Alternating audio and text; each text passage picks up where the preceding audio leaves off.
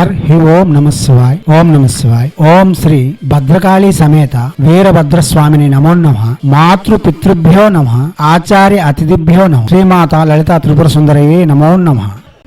శివశక్తి స్వరూపులారా, మనం చాలా మంత్రయోగాలు తంత్రయోగాలు చెప్పుకుంటూ వస్తున్నాం. మానవ జీవనమునకు ఆవశ్యకత కలిగిన సకల విధములైన విద్యలు అందించేందుకు రత్నశ్రీ ఎప్పుడు మీ ముందే ఉంటుంది. ఇప్పుడు మార్గశిర గురువారములు సందర్భంగా లక్ష్మీదేవి యొక్క అనుగ్రహం కొరకు చాలా మంత్రయోగములు అందించేందుకు రత్నశ్రీ మీ ముందుకు వస్తుంది. దానిలో భాగంగా ఇప్పుడు కమలలోచని మంత్రము అందిస్తున్నాం. ఈ మంత్రము ఆకర్షణ శక్తి, మానసిక ప్రశాంతత, ఆర్థిక పురోగతి, ఆనందము, శ్రేయస్సు, విజయములు చేకూర్చగలదు. దివ్యాత్మ స్వరూపులారా, ఈ మంత్రము లక్ష్మీదేవి యొక్క మహామంత్రములలో ఒక ప్రత్యేకత సంచరించుకున్న ఒక దివ్య మంత్రంగానే చెప్పుకోవచ్చు. మీకు ప్రత్యక్షంగా మంత్రమే చెప్తున్నాను. డిస్క్రిప్షన్ లో ధనాకర్షణ ప్లేలిస్ట్ ఉంటుంది. ఆ ప్రసంగంలోని వినండి. మీ ఆర్థిక ఇబ్బందులను తొలగించుకునేందుకు, రుణ బాధల నుండి బయటపడేందుకు మీకు కావలసిన మంత్రములు చేసి, మీకు ఏది వీలవుతుందో అది చేసి లక్ష్మీదేవి యొక్క అనుగ్రహం పొంది సకల విధములైన శ్రేయస్సులు పొందగలరు. దివ్యాత్మ స్వరూపులారా, మేము విద్యలు అందించుకుంటూ వస్తున్నాం. మీకు వీలైనవి మీరు చేసి సకల విధములైన శ్రేయస్సులు పొందగలరు. కమల లోచని లక్ష్మి చాలా తీవ్రమైన,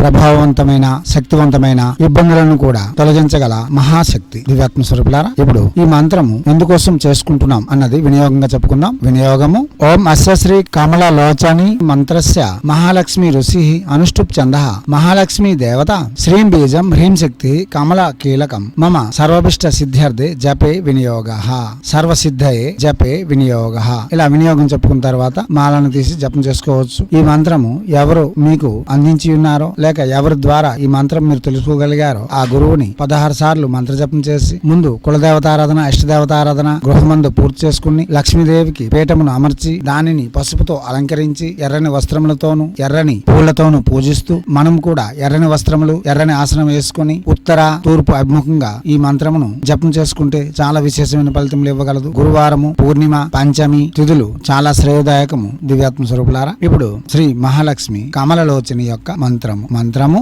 ఓం శ్రీం కమలలోచని సర్వ దుఃఖ వినాశిని సాధకానుకూలే జయ జయ హుం ఫట్ స్వాహ. మంత్రం మరోసారి: ఓం శ్రీం కమలలోచని సర్వ దుఃఖ వినాశిని సాధకానుకూలే జయ జయ హుం ఫట్ స్వాహ. మంత్రం మరోసారి: ఓం శ్రీం కమలలోచని సర్వ దుఃఖ వినాశిని సాధకానుకూలే జయ జయ హుం ఫట్ స్వాహ.